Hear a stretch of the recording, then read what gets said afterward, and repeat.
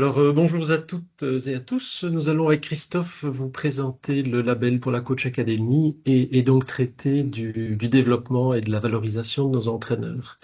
Alors, comme évoqué par Dominique, c'est la qualité qui va être le fil rouge de de ces nouveaux labels. Je présenterai l'évolution des critères et Christophe la manière d'obtenir les points nécessaires. Alors, les critères ont évolué depuis la saison passée. Nous en avions quatre. Alors, pour rappel, le nombre total d'entraîneurs divisé par le nombre d'équipes jeunes du club. Alors, le problème résidait dans le fait que nous prenions également en compte des entraîneurs qui étaient désaffiliés ou qui n'entraînaient plus ou qui ne coachaient plus, voire qui étaient liés à des clubs dans lesquels il n'avait plus d'activité et donc le calcul était biaisé. Le second critère était le nombre de formations organisées sur les 3 dernières années, et ceci était un critère tout à fait pertinent. Le troisième critère était le nombre de formations multiskills ainsi que le nombre de codes attribués, et malheureusement, elles n'ont pas été un critère satisfaisant, et donc nous avons décidé de le stopper. Et le quatrième étant le nombre de participations aux workshops et autres webinaires. Alors le principe de formation continuée est bien entendu pertinent. Mais avant de le prendre en compte, il faut construire un programme de conférence. En conséquence de quoi, ce critère ne sera valide qu'à partir de la saison prochaine, donc 25-26, afin de nous laisser le temps nécessaire que pour construire un programme qualitatif. En ce qui concerne les nouveaux critères, alors du premier critère, nombre total d'entraîneurs, nous en avons fait deux. L'un basé sur les entraînements donnés en semaine et l'autre sur les matchs du week-end. Alors l'objectif étant à terme, je répète bien à terme, de donner l'opportunité aux enfants d'être à la fois entraînés et coachés par un encadrement diplômé. Et en conséquence de quoi, c'est donc bien les termes entraîneur et coach actif qui sont au centre de ces deux critères. Le troisième critère, basé sur les formations étant notre core business, a été bien entendu conservé. Et nous y avons rajouté le concept de référent de formation agréé LFH. Alors c'est quoi? C'est un entraîneur diplômé que nous formons au cours de formation de formateurs, animateurs et initiateurs, afin de lui donner une agrégation pour qu'il puisse, dans son club, former et encadrer les jeunes animateurs initiateurs en vue d'améliorer leurs acquis. Alors, en termes de label, sur un... Oui, peut-être juste voilà, rappeler que les workshops sont valides, mais à partir de la saison prochaine. Alors, en termes de label, sur un total de 100%, nous octroyons 20% pour les entraîneurs actifs, 30% pour les coachs actifs, 40% pour l'organisation de formation et 30% pour le référent. Alors, les pourcentages de 70, 80 et 90% pour obtenir respectivement le bronze, l'argent et l'or sont identiques à la partie de Zoé. Voilà, je cède maintenant la parole à Christophe pour qu'il puisse expliquer un petit peu plus en profondeur les mécanismes de points. Oui, merci Eric. Bonjour à tous. On va rentrer donc dans le détail de chaque critère. Ici, pour le premier critère, donc des entraîneurs diplômés actifs, la méthode de calcul ne change pas par rapport à l'année passée. Donc, on va garder ce principe de calculer un rapport entre vos entraîneurs diplômés et le nombre d'équipes jeunes inscrites en championnat. Mais sauf que, comme l'a dit Eric, ici, on ne prend plus en compte tous les membres du club qui sont diplômés, mais on va réellement prendre en compte les entraîneurs actifs dans vos équipes. Alors, comment on va faire cela? On va vous demander de venir inscrire et rajouter ces entraîneurs actifs dans les équipes qu'ils entraînent via une nouvelle fonction trainer, comme vous le voyez en bas de ce slide, qui permettra d'inscrire ces membres entraîneurs et de leur attribuer cette fonction de trainer dans Sporting Club. Et nous, derrière, on pourra venir analyser chacune de vos équipes avec les entraîneurs référencés et attribuer un nombre de points en fonction des critères ici qui sont définis. Et donc, pour vos équipes petit terrain, le critère minimum est le diplôme animateur. Et pour vos équipes grand terrain, le critère minimum est le diplôme initiateur. Euh, On vous a repris dans le tableau, dans le slide, un exemple concret pour que vous sachiez comment on calcule exactement le nombre de points par rapport à ce rapport qu'on va faire. Et donc, par exemple, pour un petit club, donc comme le club A ici, de 10 équipes jeunes inscrites en championnat, partons de l'hypothèse qu'il y a 6 équipes inscrites dans les catégories petit terrain et 4 dans les catégories grand terrain. Si dans les équipes petit terrain, 4 de ces entraîneurs ont le diplôme minimum requis, donc animateur ou plus haut, et dans les équipes grand terrain, il y a 3 entraîneurs qui ont le diplôme minimum requis, donc initiateur au minimum, ça fait 7 entraîneurs sur 10 qui sont en ordre au niveau de ces critères d'exigence, et donc 70%, ceci représente 14 points sur 20 au niveau de la balance totale du label. On vous a aussi repris un exemple d'un club plus grand avec 38 équipes jeunes pour que vous puissiez voir réellement comment est-ce qu'on calcule donc ce rapport et les nombres de points. Voilà. Alors pour le deuxième critère des coachs diplômés actifs, on garde le même principe de calcul et les mêmes exigences de diplôme pour les catégories. Sauf qu'ici, on va pas venir voilà, analyser le rapport des entraîneurs pour chacune de vos équipes, mais on va venir analyser chacune des feuilles de match de l'ensemble de la saison et attribuer des points en fonction des coachs qui sont repris sur ces feuilles de match par rapport aux exigences de diplôme. Et donc, par exemple, pour ce club A, si au cours de la saison, il y a eu 200 matchs de ces équipes jeunes, 120 pour les petits terrains et 80 pour les grands terrains, si pour ces équipes petits terrains, 78 feuilles de match comprenaient un coach qui a le diplôme minimum requis, et pour les catégories grands terrains, c'est 52 feuilles de match sur les 80 qui ont le diplôme minimum requis, au total, ça fait 65% de feuilles de match qui sont en ordre au niveau des exigences, et donc au total, sur les 30 points qui sont attribués à ce critère précis, cela fait donc 19,5 points sur 30. Ici, il n'y a rien à faire de particulier de votre côté, sauf bien sûr rappeler à vos managers d'équipe de compléter correctement chacune des feuilles de match chaque week-end. Ça, c'est important, mais ça, vous le saviez déjà. Alors, pour le troisième critère, donc ici, comme l'a dit Eric, on ne change pas ce critère par rapport à la saison passée. On vient ajouter un moyen supplémentaire d'avoir des points par rapport au coach que vous envoyez aux formations éducateurs. Mais donc, ici, on peut gagner donc jusqu'à 40% des points du label en organisant des formations régulièrement au niveau animateur et au niveau initiateur. Donc, on vous encourage à devenir indépendant au sein de vos clubs pour délivrer ces niveaux de formation et donc avoir des formateurs agréés. Et donc, si vous organisez une formation par saison au cours de ces 3 dernières saisons, vous allez obtenir 3 points pour les formations animateurs. Si vous organisez une formation initiateur par saison, au cours de ces 3 dernières saisons, par exemple, ici vous le voyez dans le slide, vous obtenez 6 points.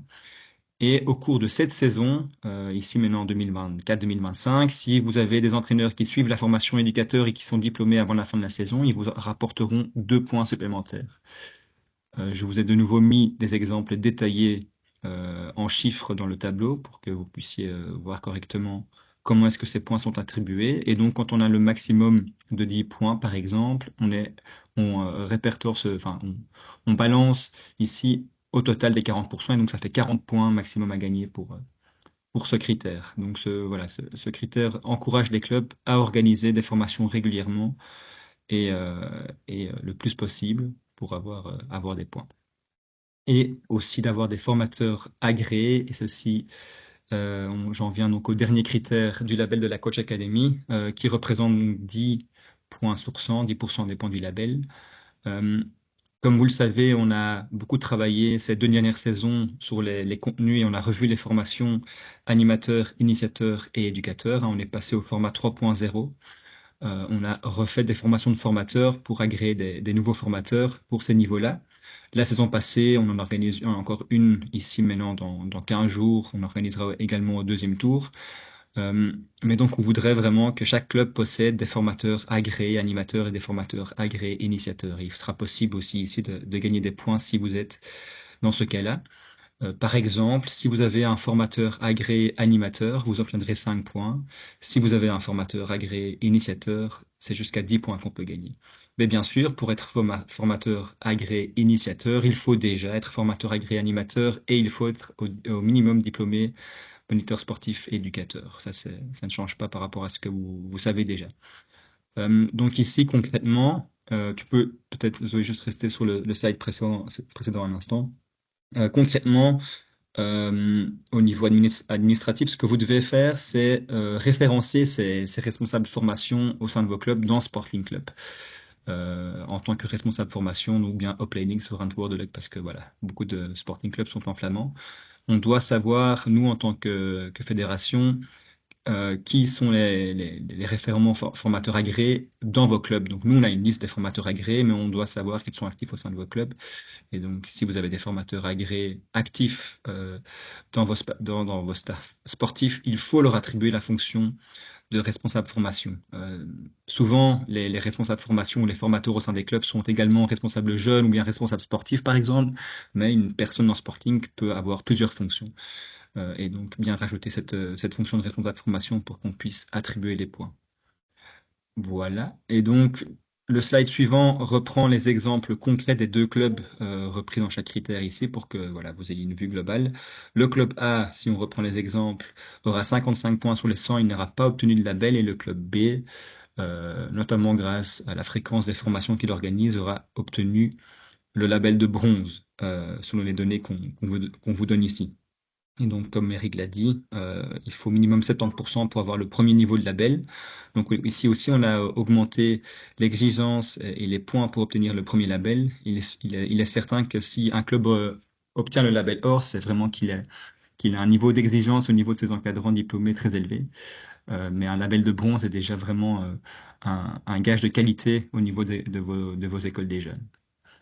Alors, au niveau voilà, des deadlines et du timing, on garde le même principe que pour les autres labels. Ici, il n'y a pas de dossier à remplir, contrairement aux autres labels. Mais pour rappel, il faut que votre base de données Sportlink soit constamment à jour. Il faut bien référencer les entraîneurs actifs dans vos équipes. Il faut bien référencer donc vos responsables de formation. Et nous, on prendra en compte uniquement la vérité de Sportlink. Et donc, si ces informations ne sont pas correctement indiquées dans Sportlink, malheureusement, il y aura des pertes de points bêtement, donc soyez attentifs à cela.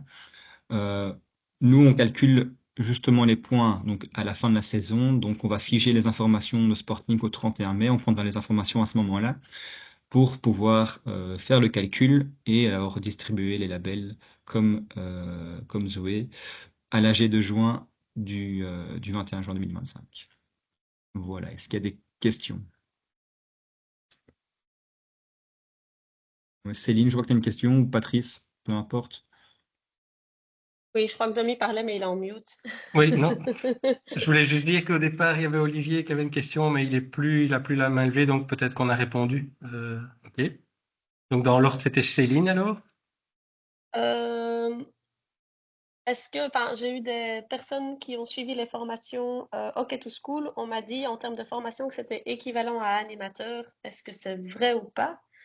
Et ou sinon, voilà, je vois la tête d'Eric. Parfait. Donc je l'ai réinscrit comme animateur. On m'a dit Non, qu'en non, termes là, de ouais. contenu, c'était le même genre de contenu. Donc c'est juste pour savoir Oui, mais si il y a une disons, équivalence ou pas. disons que OK to School est plutôt réservé aux débutants, tandis que animateur est réellement un diplôme certifié par la communauté française. C'est ce qui fait la différence. Ok, pas de souci. Et c'était tout. Merci Merci. beaucoup. Et alors, Patrice? Oui, l'année passée, il me semblait que l'organisation des formations s'était pris en compte par année civile. Il y a bien un changement et maintenant c'est par Ouais, saison? tout à fait, tout à fait, tout Ok. à fait. C'est plus On change cette logique. année, ouais, on prend les C'est saisons. bien plus logique, oui, oui, mais donc Ouais. on a encore jusque fin mai Oui. pour organiser, quoi. Donc concrètement, Absolument. donc on prend les données de ces trois dernières saisons. Donc c'est cette saison-ci, la saison passée et la saison 2021-2022, qui sera la première saison prise en compte. Ok, parfait. Du coup, Oli, tu on est avais lésé encore... si on vient de commencer. Alors Maxime a posé la même question Ah, il y a avant-hier, sorry. Céline. Ouais, pas de problème. Ouais, c'est sûr que pour ce critère-là, on prend en compte la fréquence et la régularité des formations durant plusieurs saisons. Donc c'est vrai qu'en tant que club qui vient de débuter, vous pouvez vous estimer lésé, mais il est de toute façon tout à fait possible d'obtenir des points dans les autres critères et même dans ce critère-là en organisant des formations cette saison. Donc, c'est pas parce que vous êtes un nouveau club que vous n'avez pas accès au label. Les autres critères sont là pour que vous puissiez obtenir assez de points pour déjà avoir un label cette saison. Mais c'est sûr que nous, on prend en compte quand même euh, pour la qualité des formations une certaine régularité durant un certain nombre de saisons. Ok. Oui, et puis comme dit Christophe, ça doit s'inscrire dans la continuité. Ça n'a pas réellement de sens d'avoir un label pour un an et puis de s'arrêter. Donc c'est l'objectif un petit peu de notre action, c'est de le visionner, de le répéter sur plusieurs années, ce qui est plus ou moins équivalent au titre de label que tu trouves un peu partout, d'appellation d'origine contrôlée. Oui, non, c'est juste que pour l'équipe et pour le staff et tout ça, c'est une chouette motivation de dire, voilà. Et donc, c'est juste pour leur expliquer que c'est pas parce que cette année-ci, on a, enfin, Oui, entre bien guillemets, on sûr, n'a pas hein. un label, que leurs efforts ne sont pas reconnus. C'est juste en termes de motivation, on parle pas d'argent, hein, on parle plus de motivation pour les entraîneurs et tout ça. Être reconnu, enfin, avoir un label, c'est une chouette reconnaissance. Oui, bien Et je sûr. veux pas qu'ils soient découragés, donc je leur expliquerai que comme on a un nouveau club, ben, il va falloir qu'on continue et qu'ils continuent à se former pour obtenir plus de points. C'est tout. C'est Oui, juste pour ça. les délais sont un tout petit peu plus longs, mais finalement, comme dit Christophe, tu peux déjà obtenir pas mal de points dès la première année.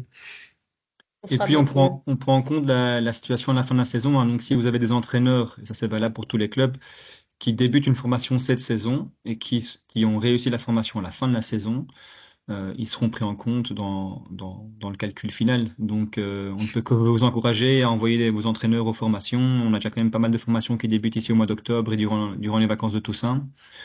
Et alors, pour rappel aussi, on a une formation de formateur animateur qui se déroule à Namur le 17 juin, le 17, pardon, 17 octobre en soirée. D'accord. Donc, voilà. Ça, c'est Il aussi reste une des places? opportunité.